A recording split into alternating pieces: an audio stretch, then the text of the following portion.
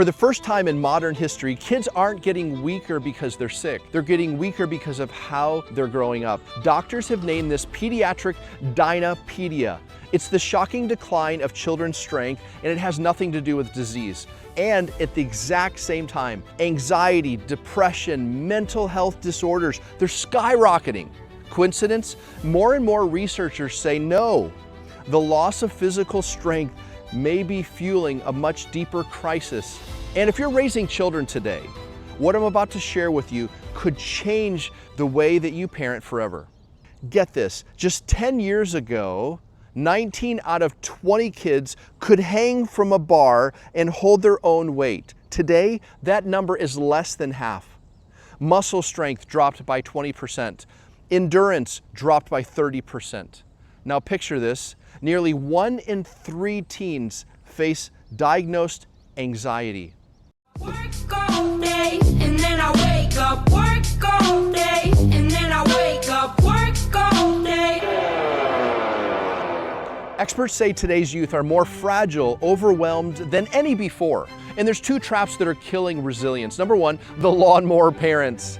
They clear every obstacle, they solve every problem.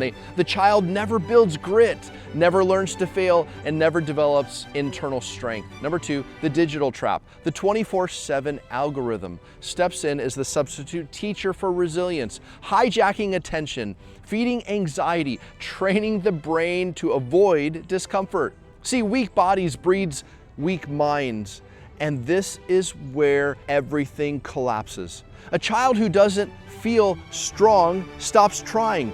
He avoids climbing. He sits out of the game. But what he's really saying is, I'm just afraid I'll fail. So he retreats to the one place where failure disappears, and that's a screen.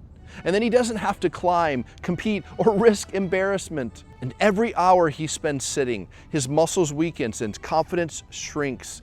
His sleep suffers and anxiety grows, and the cycle continues. But a child too weak to play avoids the playgrounds, escapes into devices. It's a path that destroys sleep, fuels anxiety, and crushes self-worth. This isn't a phase. Weak muscles in teens predict decades of physical and mental struggle. Kids who never learn to fail physically are set up for a powerless life.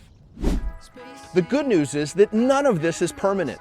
The same brain that learned to crave the screens can learn to crave challenges. The same weak muscles can become strong again. The same child who avoids doing the hard things today can become a teenager who seeks the hard things tomorrow. How? Start small. Encourage your child to climb a tree, to play outside, to get dirty. Let them solve problems before you step in. Then introduce them to strength training. Build courage, because every push-up teaches persistence. Every pull-up teaches confidence. Every new personal record whispers, maybe I'm stronger than I thought. That's how resilience grows, not in comfort, but in challenge.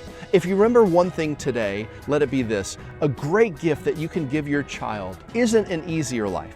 It's the strength to face the hard ones. So picture your child strong, healthy, confident, thriving.